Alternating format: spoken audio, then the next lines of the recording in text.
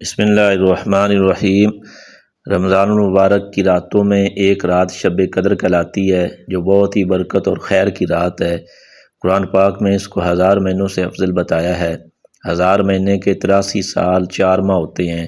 خوش نصیب ہے وہ شخص جس کو اس رات کی عبادت نصیب ہو جائے کہ جو شخص بھی اس ایک رات کو عبادت میں گزار دے اس نے گویا 83 سال 4 ماہ سے زیادہ زمانہ کو عبادت میں گزار دیا، اور اس زیادتی کا بھی حال معلوم نہیں کہ 1000 مہینے سے کتنے ماہ زیادہ افضل ہے۔ اللہ جل جلالہ حقیقت میں بہت بڑا انعام ہے کہ قدردانوں کے لیے یہ ایک بے نہایت نعمت مرحمت فرمائی ہے۔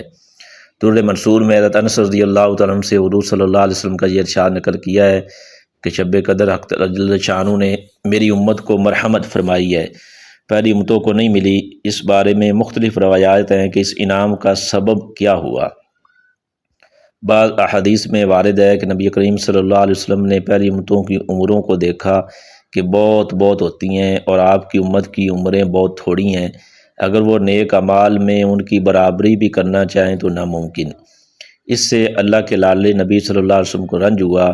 اس کی تلافی میں یہ رات مرحمت ہوئی کہ اگر کسی خوش نصیب کو 10 راتیں بھی نصیب ہو جائیں اور ان کو عبادت میں گزار دے تو گویا 837 سال 4 ماہ سے بھی زیادہ زمانہ کا عبادت میں گزار دیا۔ بعض روایات سے معلوم ہوتا ہے کہ نبی کریم صلی اللہ علیہ وسلم نے بنی اسرائیل کے ایک شخص کا ذکر فرمایا جو 1000 مہینے اللہ کے راستے میں جہاد کرتا رہا۔ صحابہ رضی اللہ عنہ کو اس پر رشک آیا تو اللہ جل جلالہ و من والو نے اس کی تلافی کے لیے اس رات کا نزول فرمایا۔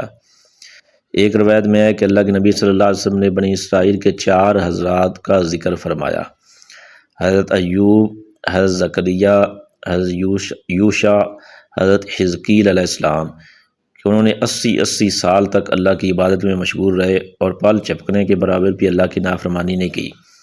اس پر صحابہ کرام رضوان اللہ اجمعین کو حیرت ہوئی تو حضرت جبرائیل علیہ السلام حاضر خدمت ہوئے اور سورۃ القدر سنائی اور فرمایا کہ تمہاری امت صرف اس ایک رات کی عبادت کر لے تو ان سب کی فضیلت کو حاصل کر لو گے۔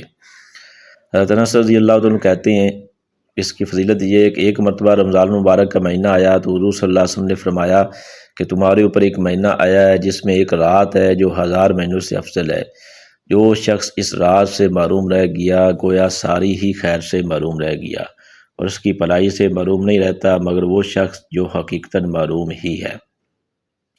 نبی کریم صلی اللہ علیہ وسلم کا ارشاد ہے جو شخص شب قدر میں ایمان کے ساتھ اور ثواب کی نیت سے عبادت کے لیے کھڑا ہو اس کے پچھلے تمام گناہ معاف کر دیے جاتے ہیں۔ اللہ جل جلالہ ہمیں اس رات کے سارے فضائل کو حاصل کرنے کی توفیق دے، آمین۔ یہ شب قدر 21، 23، 25، 27 اور 29 کی راتوں میں ہے۔ ان راتوں کے اندر اس کو تلاش کرنا چاہیے۔